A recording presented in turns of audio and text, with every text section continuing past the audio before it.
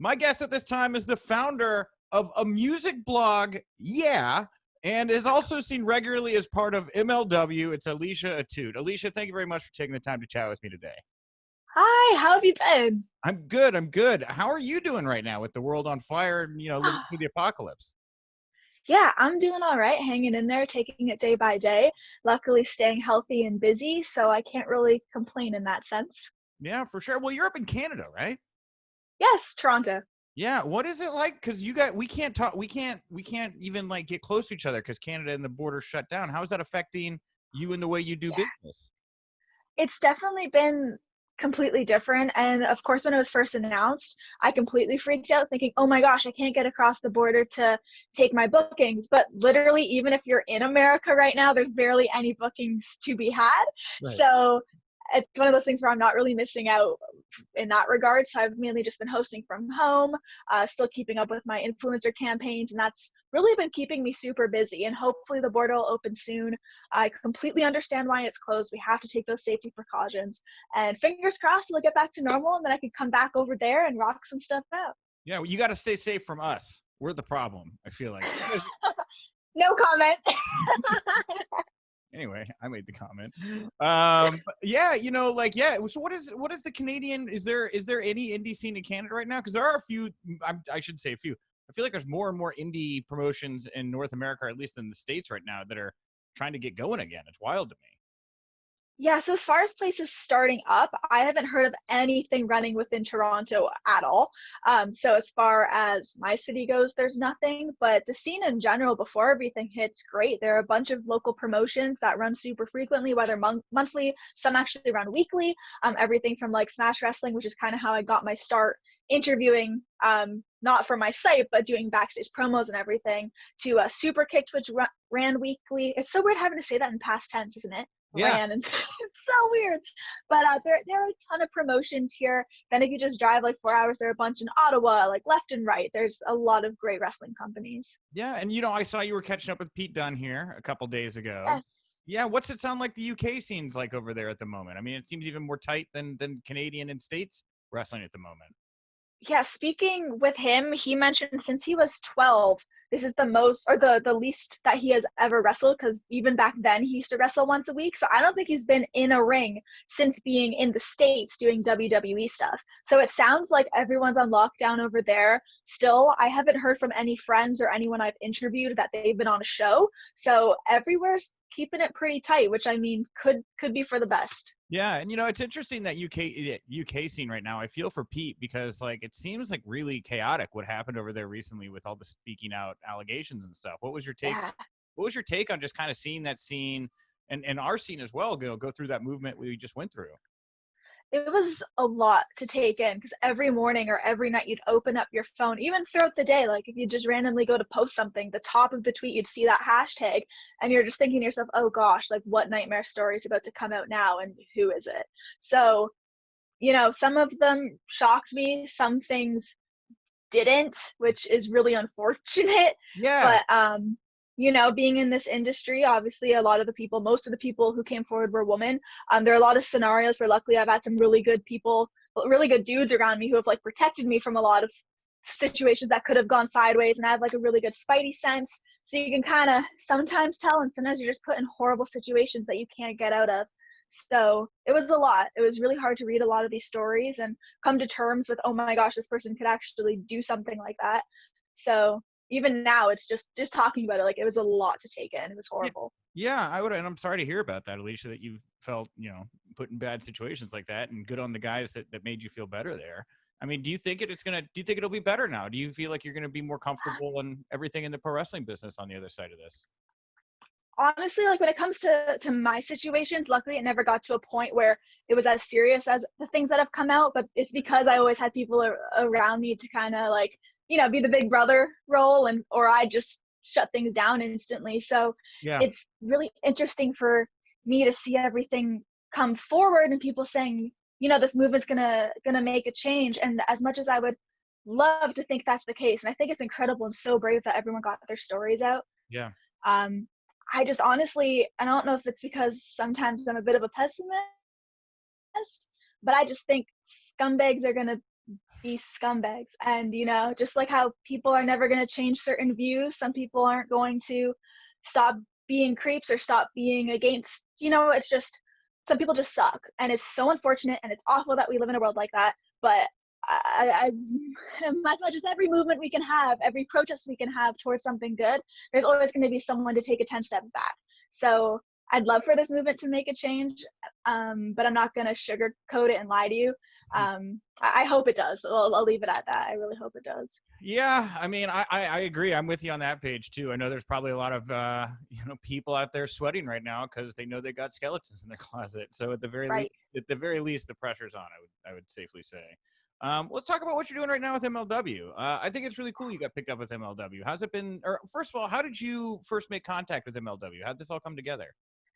Yeah, so funny enough, for WrestleCon 2020, I reached out to MLW saying, hey, I run a YouTube channel. I'd love to come down and interview your talent. And they responded saying, yeah, come on, you can have full dibs on whoever you'd like to speak with.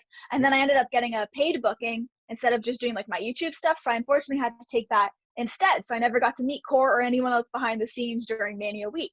Wow. Then fast forward to October of 2020, I get an email from MLW, and it says, hey, we have a show in December. We'd really love for you to come down if you're free and to do some backstage interviews for us. And so I'm getting that, and I'm thinking to myself, okay, I'm free that day, I'm a free agent. Why not go down and check it out?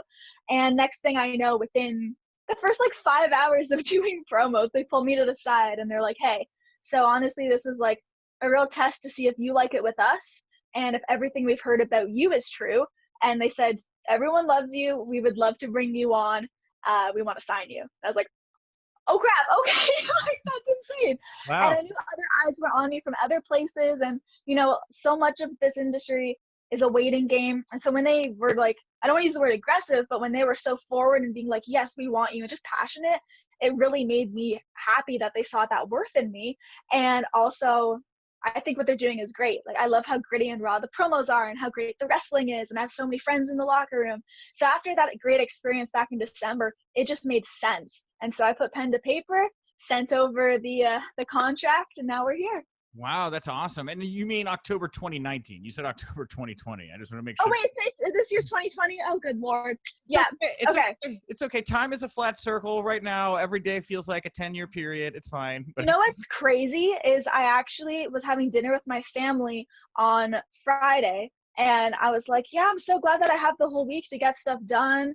I literally thought it was Tuesday. So I am losing track of days horribly. If I didn't have my calendar to cross-check every interview, I would be lost completely. But everything happened, replace 2020 with 2019. Yeah, exactly. I was like, I'm pretty sure she means 2019, but I'm gonna let her go. Because it feels it feels like a year ago. I feel like we're in 2021. I'm with Please call me out on that, please. I need a little guidance when it comes to my days lately.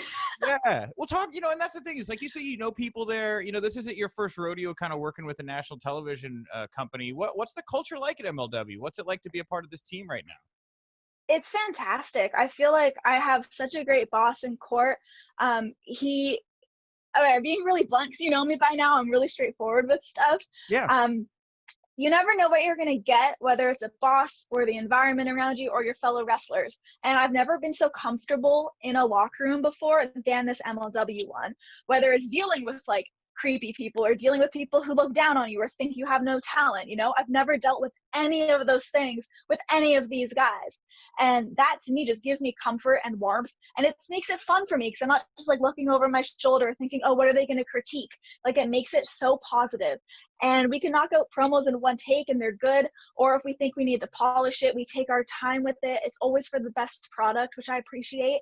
Yeah. And I think my favorite thing other than the people is the fact that I can speak up and give advice or want to change an angle on something and they'll listen. They don't just, they don't just, it's amazing. They don't just hush you off or say, no, you're not an agent, you're not a producer, go just hold the microphone. They're not like that at all. They'll literally take into consideration and often use the advice that you gave them. So yeah, it's been so positive and fantastic. I love working with them. So that's interesting to hear you say that, Alicia. I do wonder beyond just holding a microphone and doing these interviews and stuff. I mean, I know you're a very passionate, smart wrestling fan. Is that the creative end of the business? Is that something you're interested in learning more about or even pursuing?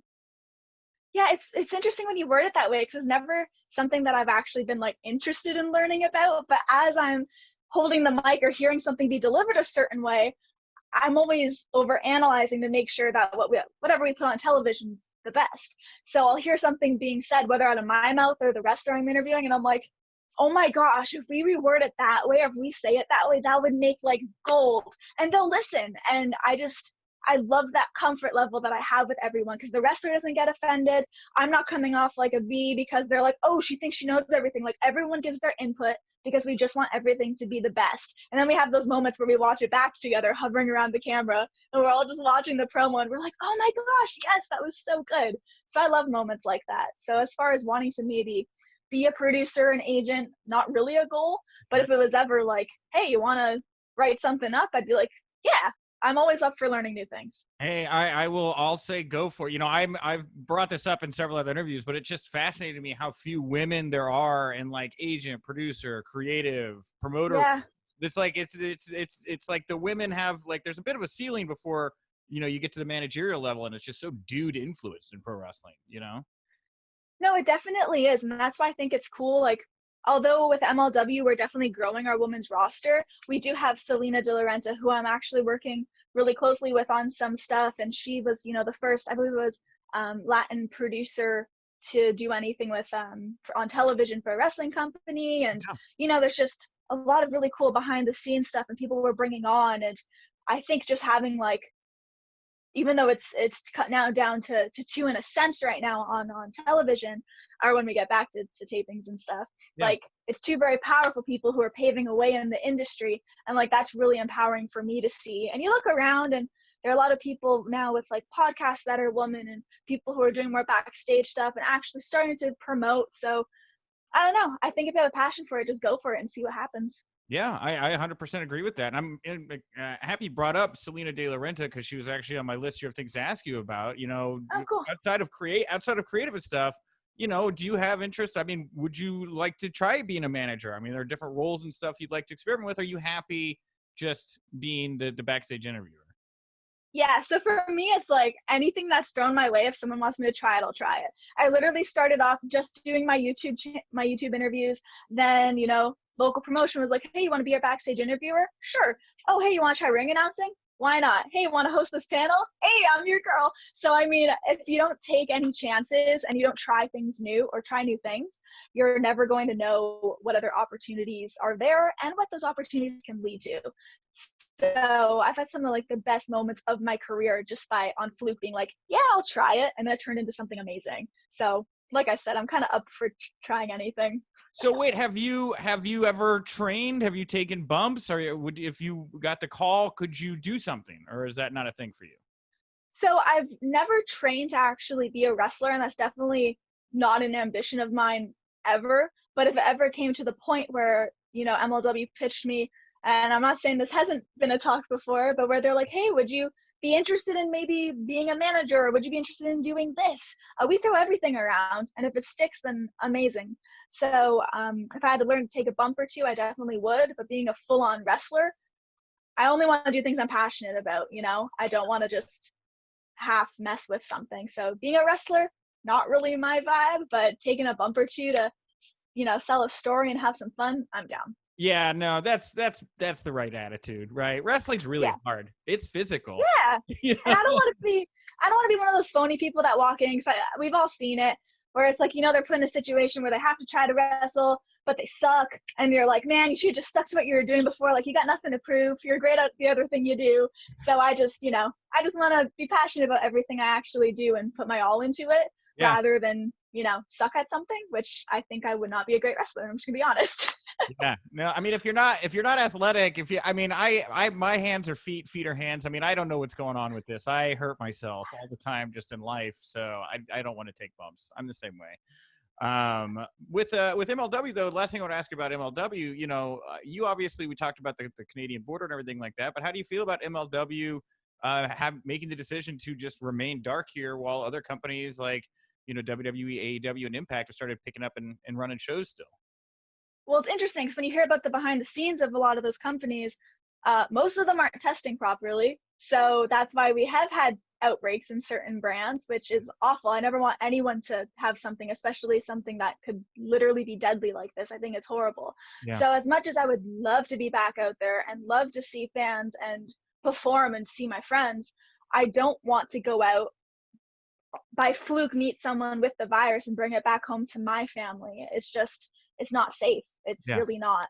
And I think when they say it's a deadly virus, you have to take those words really seriously. So I appreciate the fact that court's waiting. We're keeping dark. We're doing a bunch of stuff behind the scenes, which will hopefully premiere really soon. We've really been working our tails off. You just haven't seen it yet. And I'd rather do that kind of stuff in the meantime, than risk it and have one of those outbreaks or unfortunate problems that a lot of places are now dealing with because they didn't take the precaution. Yeah, and it's just so cool to hear like how engaged you are with MLW, Alicia, with all the stuff you're saying, and then like how you're still working with them to create even new content that we haven't seen right now. I think about how, like I said earlier, this wasn't your first rodeo. I mean, you were with Impact before this. How does the MLW experience compare to what the Impact experience was like for you? I mean, I learned a lot from my time in Impact because it was the first like major company I had worked with. It was the first time I was on TV because of wrestling. Like I'd been on it prior for music stuff I did, but it was the first kind of backstage role on television I had. Right. So I'll forever be thankful for the opportunity. When it comes to MLW though, I just feel a lot more freedom.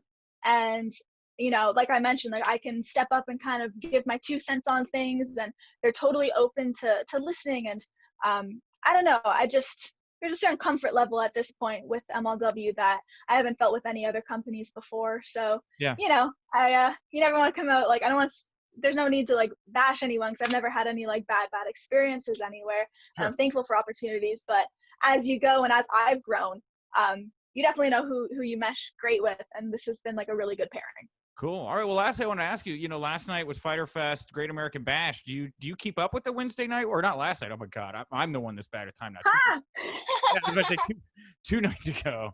Time is a flat circle. Are you keeping Today's Friday. Yeah. Do you keep up with the Wednesday night wars or no? Honestly, I can't half the time.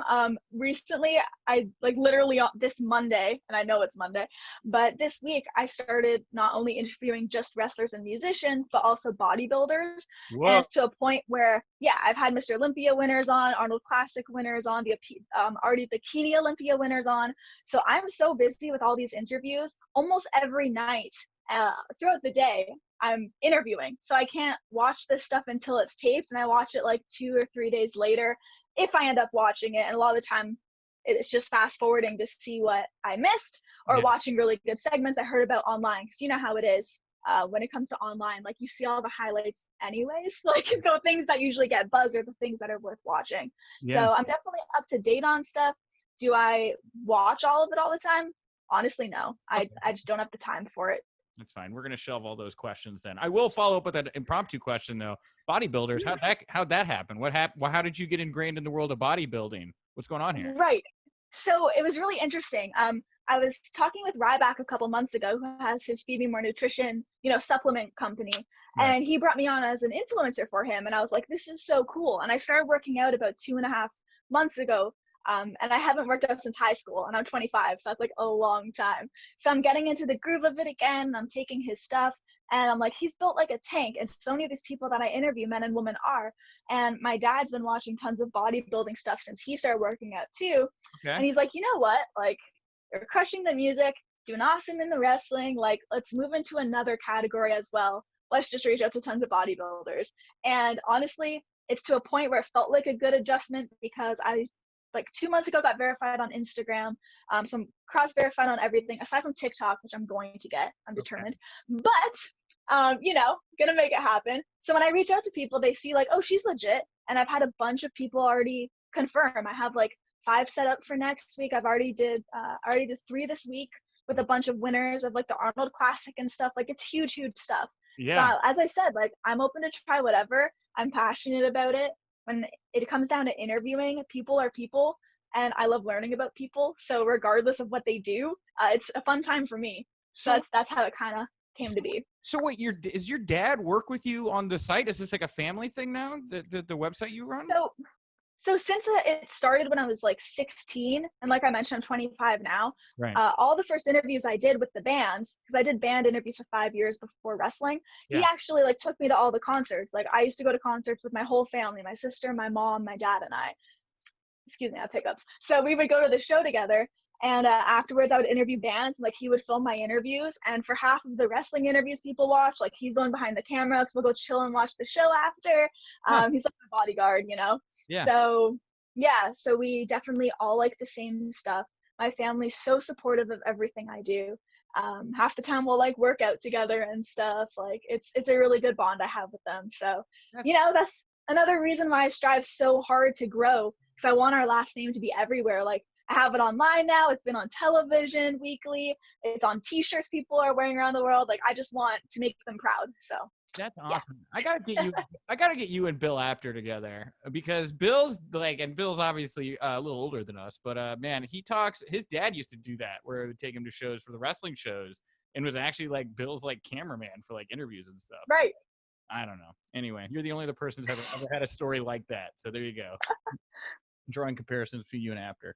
That's all I got for today, Alicia. I mean, we could always catch up later and talk about wrestling stuff, but you know, where do you want to tell people to go find you, follow you, support you, and like what's next for you? Yeah, absolutely. First off, thank you so much for having me on. It's always awesome seeing you at shows and virtually. So thank you for taking the time. Nope. And for everyone who tuned in, I hope you liked what I had to say. Fingers crossed. If you want to check the interviews out, whether with musicians, wrestlers, and now bodybuilders, you can head to aliciaatout.com. You'll find all the interviews, tons of vlogs. There's literally thousands of interviews on there. I've hosted over 5,000 since I first started, I think. I think that's the count now. So yeah, check that out. My merch store is on there and everything. Tons of goodies. And also be sure to check out MLW. You can watch all the previous episodes on our YouTube channel, so just search Major League Wrestling. And if you want to watch me upcoming on MLW, since we aren't doing tapings, I am working on a pretty big project with them. Let's just say that I have my own show, and it's going to be awesome. So stay tuned for that.